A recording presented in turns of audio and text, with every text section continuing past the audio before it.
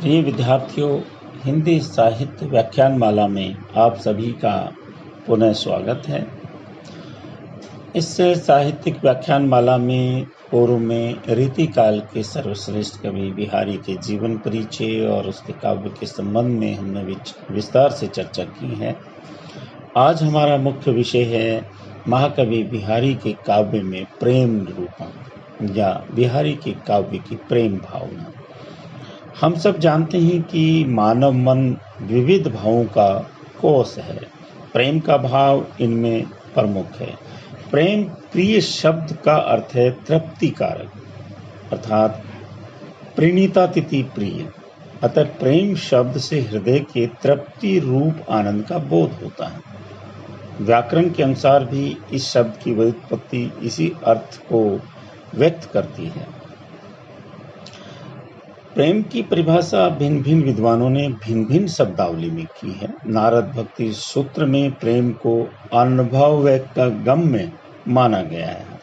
प्रेम वाणी का विषय नहीं है, वरन मुखास्वादन वृत्त या अनिर्वचनीय है। ये पहले तो विषयजन होता है, गुणों के कारण उत्पन्न होता है, किंतु बाद में भावात्मक विषय निरपेक्ष बन जाता है। भारतीय आचार्यों की भांति पाश्चात्य आचार्यों ने भी प्रेम की अनेक परिभाषाएं दी हैं। प्लेटो के अनुसार प्रेमानुभाव से रहित व्यक्ति सदा अंधकार में भटकता रहता है। He whom love touches not walk in darkness। Bihari के जो काव्य में प्रेम का भाव है वो उनके पूर्ववर्ती साहित्य में भी हमें देखने को मिलता है, क्योंकि बिहारी जिस युग में उत्पन्न हुए थे उस युग से पूर्व भक्ति काल अपनी चरम सीमा पर था। साहित्यिक युग एकदम विलुप्त नहीं हो जाया करते हैं, वरन उसकी अनेक प्रवृत्तियां या तो आगामी युग में विभिन्न रूप धारण करके अग्रसर होती हैं या अपने उसी रूप में थोड़ी बहुत चलती रहती हैं। भक्ति काल प्रेम प्रधान युग था। उस युग में था भगवान से प्रेम स्थापित करने के लिए अथवा उसकी प्राप्ति करने के लिए भक्ति के अनेक मार्गों को अपनाया गया। इनमें 3 मार्ग प्रमुख माने जाते हैं: ज्ञानाश्रय मार्ग, प्रेमाश्रय मार्ग, साकाराश्रय मार्ग। देखिए, बिहारी के जो का प्रेम निरूपण में भक्ति कालीन अलौकिक तथा रीतिकालीन लौकिक प्रेम तत्वों का एक प्रकार से समन्वय हमें दिखाई देता है। फलस्वरूप इतने प्रेम निरूपण इनके जो प्रेम निरूपण में 2 वर्गों में विभाजित करके हम बिहारी के काव्य में प्रेम निरूपण की व्याख्या कर सकते हैं, उसका वर्णन कर सकते हैं। नंबर 1 अलौकिक प्रेम निरूपण और नंबर 2 लौकिक प्रेम निरूपण। अलौकिक प्रेम निरूपण का अंतर्गत प्रेम का आदर्श और भक्ति माला आती है तथा लौकिक प्रेम निरूपण के अंतर्गत पार्थिव नायक और नायिकाओं की प्रेम लीलाओं का वर्णन किया जाता है। बिहारी के काव्य में अलौकिक प्रेम निरूपण को जब हम देखते हैं तो तुलसी और सूर की भांति उनमें भी प्रेम को हृदय की सर्वोच्च एवं उदात्त भूमि माना जा सकता है। तुलसी ने इस प्रवृत्ति की अभिव्यक्ति चातक के माध्यम से की है और सूर ने राधा तथा गोपियों के माध्यम से। बिहारी जी ने प्रेम को शुद्ध सात्विक माना है। इसमें छल, कपट आदि तमोगुणी भावों के लिए कोई स्थान नहीं है, बल्कि रजोगुण का स्पर्श भी प्रेम को मलिन बना देता है। इसलिए बिहारी ने एक स्थान पर कहा है, जो चाहत चटक न घटे मेलो होय न मित, रज राजस ने छुइये नेक चिकने चित। हे मित्र, यदि तू चाहता है कि चित्त की चटक न घटे और वह मैला न हो तो रजोगुण रूपी रज स्नेह से चिकनाए हुए चित्त में मत सुहाग।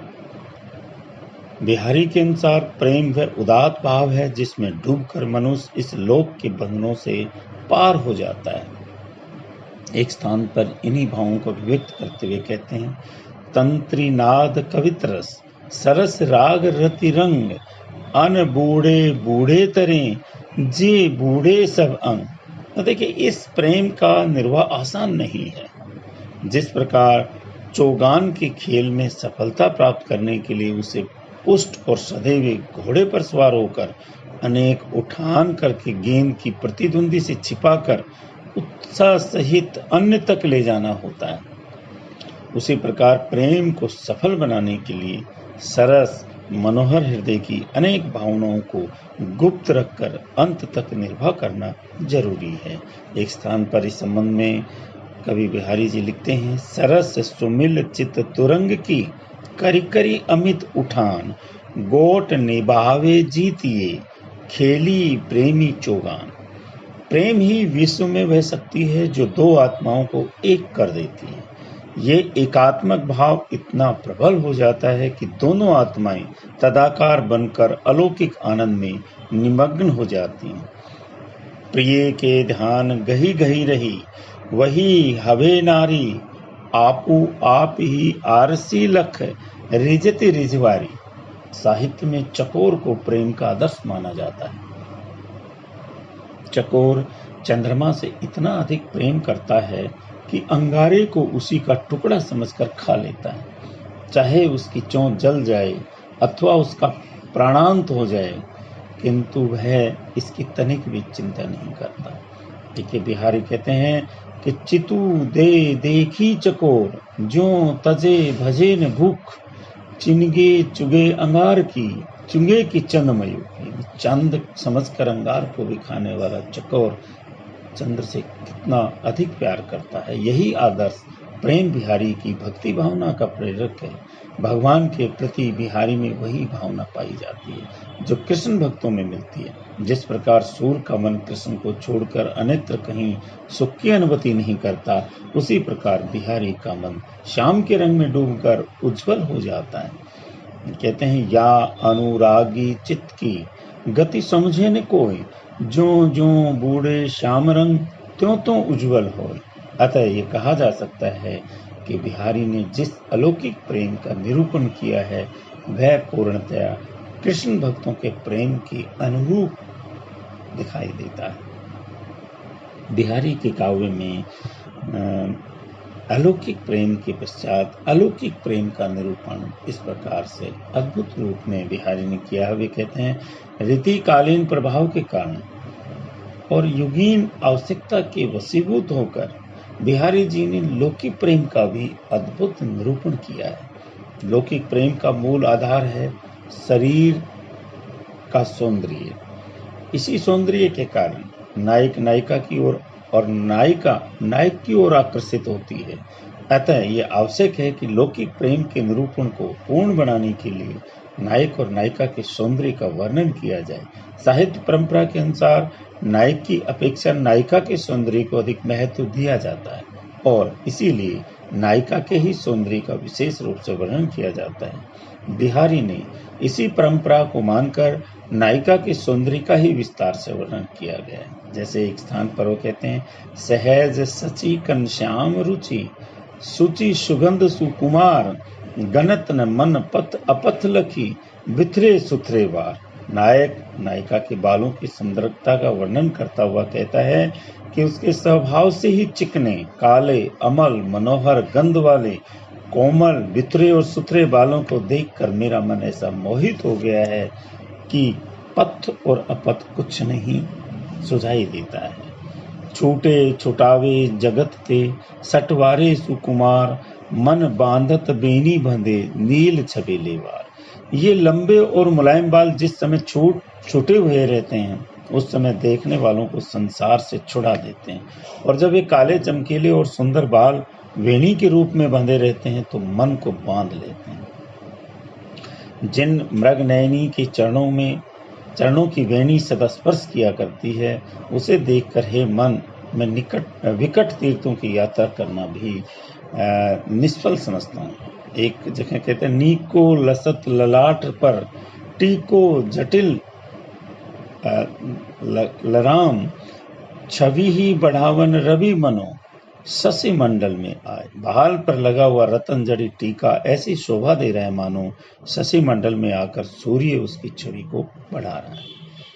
श्रृंगार रस में स्नान किए हुए नायिका के नेत्र कमलों का मान मर्दन करते हैं। वे बिना अंजन लगाए भी सहज कजरारे और चंचलता में खंजन के गरों को भी नष्ट करने वाले प्रतीत होते हैं। नासिका का वर्णन करते हुए बिहारी एक स्थान पर लिखते हैं, बेझक अनियारे नैन, बेइज्जत कर्ण निषेध, बरबस बेइज्जत यूं ही हो, तो नासा को भेद। हे प्रिया, तेरे नकुले नेत्र जो मेरे हृदय को बांधते हैं, उन्हें तू मना मत कर, परंतु आश्चर्य तो ये है कि तेरी नाक का छेद जो स्वयं विद्ध है, बरबस मेरे हृदय को भी बेंधता है। नायिका के कपोल से चिपकी हुई गुलाब की पंखुड़ी कपोल के रंग, सुगंध और कुमारता में इस तरह समा गई है कि गुलाब की पंखुड़ी का ही पता नहीं चलता है। नायिका की चिबुक की शोभा का वर्णन करते हुए उसकी सखी नायक से कहती है कि हे ललन, उस नायिका की चिबुक की ठोड़ी पर जो सुंदर गोदना बना हुआ है, उससे चिबुक की शोभा दूनी हो गई है और वह ऐसा जान पड़ता है मकरंद से चनकर कोई भंवरा गुलाब के फूल में पड़ा हुआ हो। मुख का वर्णन करते हुए, अपनी नायिका के मुख का वर्णन करते हुए बिहारी एक स्थान पर लिखते हैं, पत्रा ही तिथि पाइये वाघर के चौपास, नित्य प्रति पुण्योई रहत ओ पूजा। अब देखिए, नायिका के मुख की शोभा का वर्णन नायक से करती हुई उसकी सखी कहती है कि उस नायिका ने घर के चारों ओर तिथि का कोई ठीक से पता ही नहीं चलता, केवल पत्रे से ही ठीक तिथि जानी जा सकती, क्योंकि उसके मुख की चमक और प्रकाश से वह नित्य पूर्णमासी बनी रहती। देख, अनेक तरह से अनेक वस्त्रों का, कंचुकी का, वस्त्राभूषणों का, बहुत तरह से नायिका के सौंदर्य का कवि ने बहुत ही सुंदर जो है ना अंग प्रत्यंगों का चित्रण किया है। इन अंग प्रत्यंगों या वस्त्राभूषणों की शोभा के अतिरिक्त बिहारी ने नायिका की छवि का भी बहुत सुंदर वर्णन किया। एक स्थान पर वो कहते हैं, झीने पट में झिलमिली झलकती ओप अपार, सुरतुर की मनु सिंधु में लसत से पल्लव। नायिका के शरीर की छवि का वर्णन करते हुए कवि कहता है कि केसर उसकी छवि की बराबरी नहीं कर सकता, चंपा उसके अनुपम सौंदर्य की तुलना में नगण्य है, बल्कि उसके शरीर की छवि को देखकर तो सोने का रूप भी छिप जाता है या उसका भी तिरस्कार हो जाता है। देखिए, कवि ने जो शारीरिक सौंदर्य के अतिरिक्त नायिका की चेष्टाओं का भी बहुत सुंदर वर्णन किया है। इन चेष्टाओं को हाव भाव कहा जाता है। हावों की संख्या अनंत है, किंतु काव्य शास्त्र में स्थूल संख्या इनके 28 पाई जाती है। इनको 3 वर्णों में विभाजित किया जा सकता है, अंगज अलंकार, अत्यंज अलंकार और यत्नज अलंकार। अंगज अलंकार 3 प्रकार के होते हैं, भाव, हाव और हेला। इस तरह से हम जब देखते हैं कि नायिका का जो वर्णन, सौंदर्य वर्णन जब वे करते हैं, तो इन सभी हाव भावों को समान रख करके करते हैं। कहने का अभिप्राय यह है कि प्रेम के आधार सौंदर्य का वर्णन बिहारी ने संगोपांग किया है। प्रेम व्यापार का जो वर्णन करते हैं, उसमें सौंदर्य के द्वारा जब नायक और नायिका एक दूसरे से बन जाते हैं या आकर्षित हो जाते हैं, तो उनमें प्रेम व्यापार चलने लगता है। प्रेम व्यापार की भी 3 कोटियां मानी जाती हैं, प्रेम का आविर्भाव, प्रेम का प्रसार और प्रेम का चरम विकास। कालांतर में इन्हीं प्रेम का प्रसार होने लगा। ये प्रसार निम्नलिखित साधनों द्वारा होता है, जैसे संबंध भावना द्वारा, दर्शन प्राप्ति के उपाय द्वारा, प्रेम क्रीड़ाओं के द्वारा, व्यंग्यात्मक उक्तियों के द्वारा, स्पर्शजन सुख के द्वारा, ऋतु अनुकूल क्रीड़ाओं के द्वारा, संबंध भावना के द्वारा। इस तरह से एक प्रेमी ने प्रेमिका को एक जैसे अंगूठी दी है। एक जगह कवि कहते हैं कि छला छबीली लाल को नवल लेही लेही नारी, चुभती चाहती लाई उर परहती धरती उतारी। प्रेमी ने प्रेमिका को एक अंगूठी दे दी। उस अंगूठी से उसका इतना मधुर संबंध स्थापित हो जाता है कि कभी उसको चूमती है, कभी हृदय से लगाती है और कभी पहनती है और कभी उतार कर रख देती है। तो यहाँ हम ये कह सकते हैं कि बिहारी का जो प्रेम निरूपण है वो सर्वांगी प्रेम निरूपण है। इस निरूपण में एक और अलौकिक प्रेम की अतिशय आदर्शवादिता मुखरित हो रही है और दूसरी ओर लौकिक प्रेम की सजीव एवं स्वभावती अभिव्यंजना साकार हो उठती है। प्रेम की छोटी से छोटी क्रीड़ाओं पर भी बिहारी का ध्यान गया है। अतः ये कहना